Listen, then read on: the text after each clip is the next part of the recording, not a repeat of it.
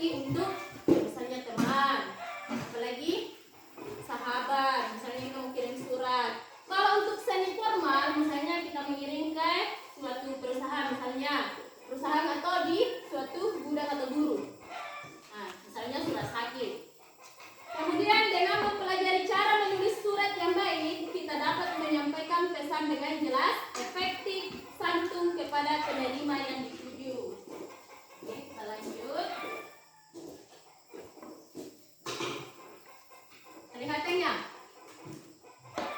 Mengenal surat pribadi. Nah, kemudian karakteristik utama ditujukan kepada individu tertentu seperti teman, keluarga, bersifat personal dan tidak formal, menggunakan bahasa santai dan akrab, format penulisan lebih fleksibel. Nah, ini contohnya. Ranu Kumala, ini nomor suratnya. Ranu Kumala _@id Jakarta, berarti dia di Jakarta.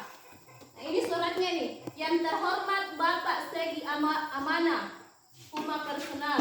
Nah, perkenalkan saya Ranu Kumala, lulusan baru S1. Oh, dia ini S1 2000 berapa? 2024. Oke, tujuan di dunia data analisis adalah menjadi mimpi sampai sejak mahasiswa. Oke, kita lanjut ya. Perhatikan dan di depan sebentar ada pertanyaan. Ciri-ciri surat pribadi. Yang pertama apa? Di sini dulu. Yang pertama, semuanya baca. Yang pertama, tidak ada kop surat. Kemudian yang kedua, surat pribadi tidak memerlukan kop surat atau nomor surat resmi. Kemudian yang ketiga, cukup mencantumkan alamat pengirim di bagian atas ini. Kemudian masuk di salam pembuka dan penutup. Kemudian menggunakan salam. Kalau kita menggunakan salam dalam surat apa kira-kira? Salam. Assalamualaikum. Pintar. Kemudian kalau misalnya kita mengirim ke teman, kira-kira menggunakan kata apa? Coba lihat di sini. Hai sahabatku. Nah, hai sahabatku, apa lagi? Sudah hai, apa lagi? Halo Budi. Nah, ini nanti contoh-contoh surat ya, lihat di penutup, salam penutup. Kemudian bahasa sehari-hari yang digunakan. Menggunakan bahasa yang tidak kaku, misalnya hai temanku, apa yang sedang kau lakukan? Misalnya contohnya, nah, kalau di sini yang tidak kaku berarti bahasanya boleh bebas. Boleh memakai kata-kata gaul, misalnya seperti kalau sekarang kan kalau kirim chat itu pasti otomatis P, ya kan, bukan assalamualaikum. Yang ada kalau di chatnya itu P, kamu lagi apa? Nah, sekarang boleh bebas ya kalau surat pribadi. Oke, kita next. Mengenal surat resmi. Oh, kalau ini tidak bisa lagi P, harus assalamualaikum. Oke, fungsi institusional digunakan oleh instansi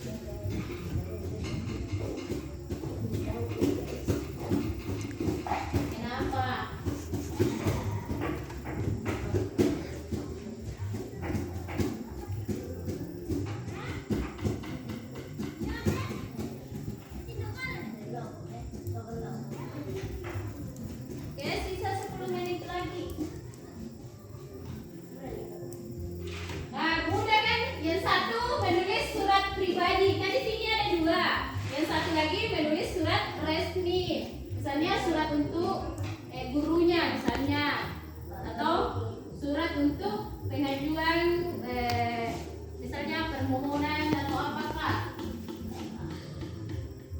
Nah, jadi 2 orang yang nulis ini, 2 orang. Satu surat pribadi, satu surat resmi. 2 orang yang nulis. Masa tidak tahu surat resmi? Misalnya seperti ini, ini kan yang terhormat ibu, bapak atau ibu guru di sekolah. Nah, dengan ini saya sampaikan bahwa hari ini saya tidak bisa masuk di sekolah berhubung kesehatan saya terganggu atau sakit misalnya. Banyak ya kata-kata kalau surat resmi.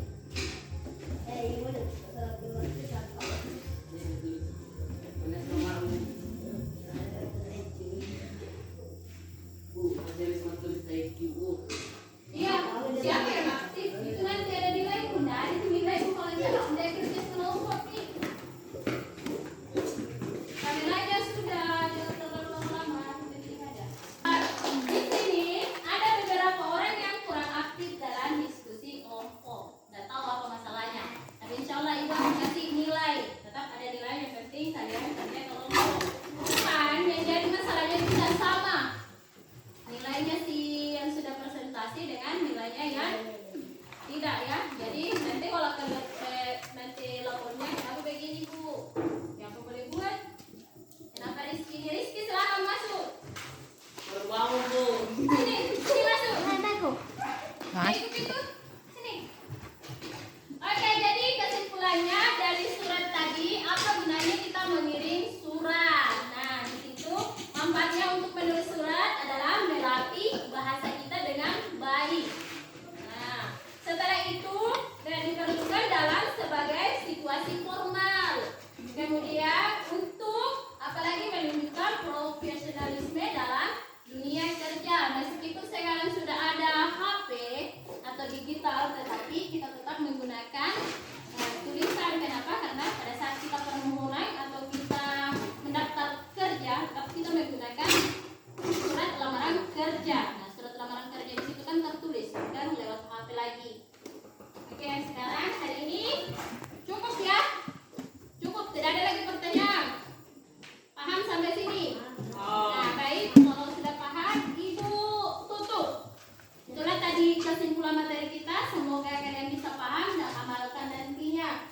Baik, ibu bangga sama kalian. Kalian itu luar biasa ya, hebat semua. Insya Allah kedepannya akan lebih maju lagi. Baik, ibu akhiri dengan ucapan wassalamualaikum warahmatullahi wabarakatuh.